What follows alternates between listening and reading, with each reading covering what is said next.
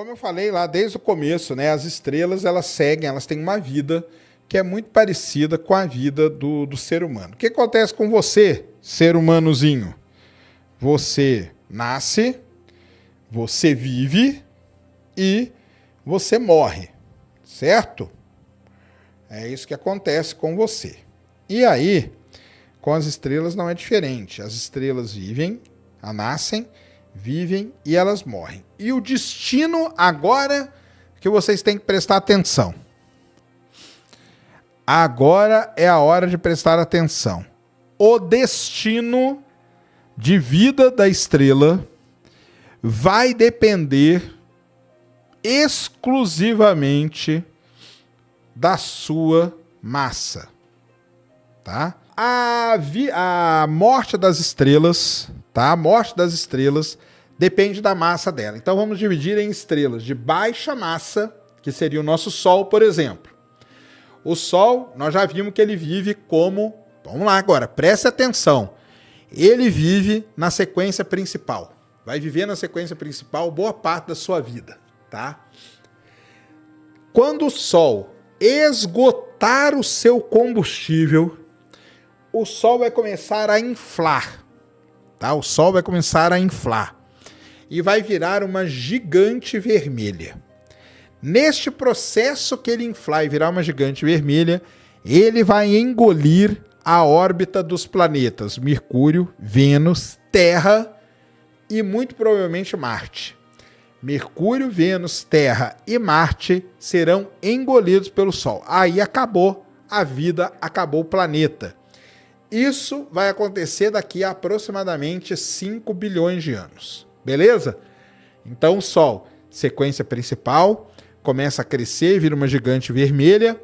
Na hora que o Sol vira uma gigante vermelha, ele começa a perder camadas. Então ele perde a camada de hidrogênio, ele perde a camada de hélio, ele perde a camada de oxigênio, ele perde a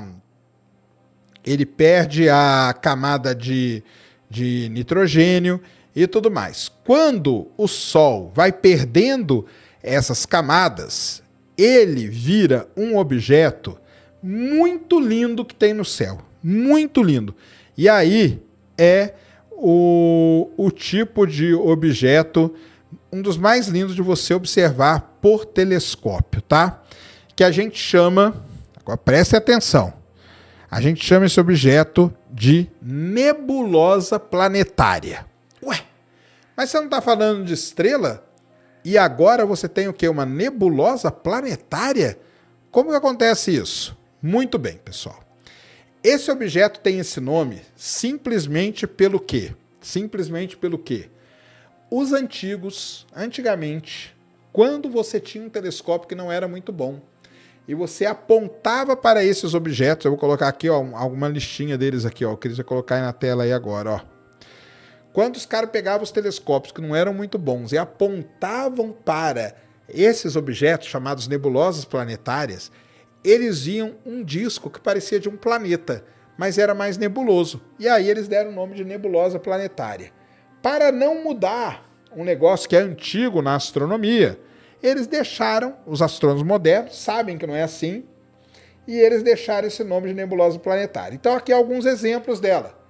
Nebulosa do olho de gato, a nebulosa da ampulheta, tá? A nebulosa do esquimó, a nebulosa do anel, tá? A nebulosa da hélice. Então, o que é isso que você está vendo aqui? Isso nada mais é do que as camadas de gás sendo expelidas. Isso é uma fase da vida da estrela, das estrelas pequenas. Elas passam por essa fase da vida chamada de nebulosa planetária, tá? Nebulosa planetária. Beleza? Nebulosa planetária. Então você tem o Sol, sequência principal, vira uma gigante vermelha, começa a perder suas camadas e vira uma nebulosa planetária. Lá no centro, se você olhar aqui, ó, no centro dessa aqui, por exemplo, lá no centro, tem um carocinho. Esse carocinho estelar, a gente chama ele de anã branca. A anã branca é o resto, é o que resta da vida de uma estrela parecida com o Sol depois que ela passa da fase de nebulosa planetária. Sobra um carocinho chamado de anã branca. E depois disso, a gente tem o quê? A anã negra, tá? Então, hoje, né, a gente tem as Dark Dwarfs, que são aí, hipoteticamente, tá? Hipoteticamente, seriam as estrelas que representariam, é o fim, tá? É o fim teórico de uma estrela parecida com o Sol. Qual é o problema? Nós nunca observamos. Por que nós nunca observamos? Pelo simples fato de que para uma estrela virar uma anã negra, ou uma anã escura, ou uma anã preta, ela vai demorar bilhões e bilhões de anos. Então nós não vimos ainda, tá? Mas essa é a sequência para estrelas parecidas com o Sol. Tá bom? Entenderam até aí? Sequência principal: gigante vermelha, nebulosa planetária, anã branca e anã negra. Ou anã escura, ou anã preta, como você queira falar. Joia? Então quer dizer, o Sol vai virar um buraco negro? Não vai. O Sol vai virar uma anã branca no final. Muito bem. Volta lá naquela outra figura, Cris. E agora... É essa aí. E quando uma estrela ela é muito maior que o Sol? Então, ela vive um pequeno tempo na sequência principal, que eu já falei que é a sequência principal para vocês, tá? Ela vive um pouquinho tempo na sequência principal, aí ela vira uma supergigante vermelha. Qual que é a mais conhecida de todas? Betelgeuse, Eta Carina e várias outras, Stephenson 218, essas estrelas gigantescas, massivas e tal, viram supergigantes vermelhas. Muito bem. Aí, prestem atenção no que vai acontecer agora. Quando a estrela é uma supergigante vermelha, ela continua queimando elementos. A estrela que é muito grande, o que quer dizer muito grande? Mais que 8 vezes a massa do Sol. Ela vai queimar até o ferro, que é o elemento mais pesado que uma estrela queima no seu núcleo, o ferro, tá bom? Quando a estrela, prestem atenção agora, galera. Quando a estrela queima o ferro, ela perde o que a gente chama de equilíbrio hidrostático. Equilíbrio hidrostático é quando a gravidade que está pressionando, né, que está querendo implodir a estrela, é igual à sua pressão, tá? Pressão e gravidade se igualam, a estrela fica ali. Quando ela queima o ferro, esse cabo de guerra entre a pressão e a gravidade desequilibra, e a gravidade ganha a guerra. Quando a gravidade ganha a guerra, a estrela implode primeiro, e depois explode, porque as camadas da estrela, elas desmoronam sobre a própria estrela, porque acabou o equilíbrio hidrostático. Acabou o equilíbrio hidrostático, as camadas sucumbem uma sobre a outra, a estrela implode. Quando chega lá no núcleo, a pressão é tão grande que a estrela explode. Beleza? Implode e depois explode. Quando ela explode, ela cria um objeto que a gente chama do quê? De supernova. Então, supernova é isso, tá? Existem supernova, é um capítulo à parte. Só de supernova a gente ia ficar aqui 4 horas falando, cara. Supernova tem de vários tipos. Supernova do tipo 1A, que é quando uma estrela é companheira, você tem uma anã branca com uma gigante vermelha, e a anã branca rouba material da gigante vermelha, não suporta, explode. Esse tipo que eu falei para vocês é o tipo clássico de supernova, a gente chama supernova do tipo 2, tá? Que é quando a estrela ela desmorona as camadas sobre ela mesma e depois explode. Beleza? Até aí? Muito bem. Explodiu. Quando explodiu, olha só, agora lembre lá na formação de estrela. O que levou à formação da estrela? A onda de choque de uma supernova. só que a supernova está relacionada com o fim da vida de uma estrela. Então, estrela é um objeto onde a morte e o nascimento vivem lado a lado. Tá bom? Muito bem. Explodiu a estrela. Sobrou um caroço estelar. Agora vamos lá. Sobrou um caroço. Vamos pegar esse caroço que sobrou agora. Pegamos este caroço que sobrou. Prestem atenção.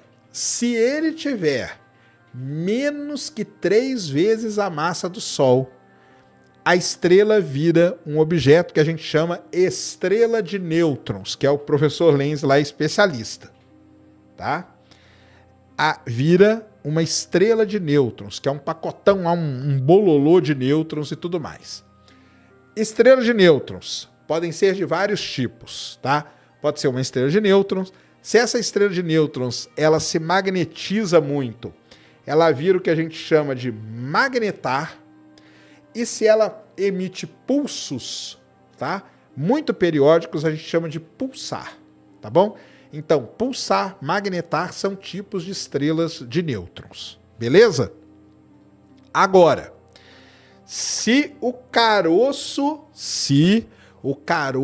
estelar que sobrou da supernova, ele tem mais que 3 vezes a massa do Sol, aí a gente tem o que a gente chama de um buraco negro.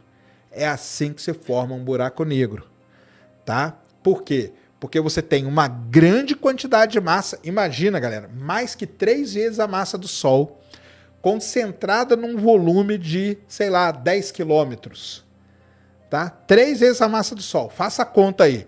3 vezes, vamos fazer a conta? Quer ver, ó? Ó, mass of the sun. A massa do Sol é 1,989 vezes 10 a 30. Então, 3 vezes 2 vai dar 6. 6 vezes 10 a 30 quilos, tá? Será que a gente consegue dividir isso?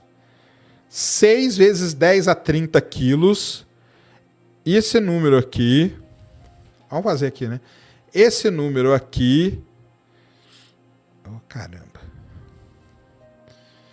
Esse número aqui dividido por 5.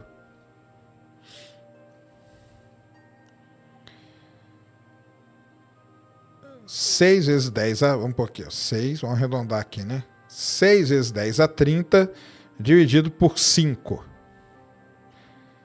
Daí, ó, 1,2 vezes 10 a 30. Beleza? Isso é a densidade, porque eu dividi massa pelo volume. A densidade vira 1,2 vezes 10 a 30. Isso é algo assim absurdo, tá? Quilos por quilômetro cúbico. Essa que é o negócio, tá bom? É isso que dá a conta. E isso faz com que a densidade seja tão grande que a luz não consegue escapar dele. A luz não conseguindo escapar, vira um buraco negro. O que determina o tamanho desse caroço? Ótima pergunta. O tamanho desse caroço, ele é determinado pelo tamanho da estrela que virou supernova, tá? Mas isso é uma área muito em aberto. A gente acredita, por exemplo, que Betelgeuse não vai virar um buraco negro, mas a Stephenson 218, a R136A, todas aquelas grandes estrelas ou massivas, a gente acredita que vire buraco negro direto, tá? Colapsa diretamente para buraco negro. O que vai acontecer com os planetas que não forem engolidos pelo Sol? Já falei, eles vão ficar aí orbitando. Hoje a gente tem detecção de planetas orbitando anãs brancas, tá? Então perguntaram aqui, né, se as nebulosas podem formar novas estrelas. Eu falei muito de nebulosa, né? Vamos lá, nebulosa tem vários tipos. Nebulosa planetária, não forma estrela, é um tipo. Nebulosa escura, forma estrela, aquela primeira que eu mostrei. Existem nebulosas que são o quê? Remanescentes de supernova. Quando a supernova explode, ela cria uma nebulosa. Então tem várias nebulosas aí que são remanescentes de supernova. Então tem nebulosa planetária, nebulosa escura, nebulosa remanescente de supernova, tem nebulosa de emissão, nebulosa de reflexão, que reflete a luz de uma estrela próxima, e por aí vai, tá?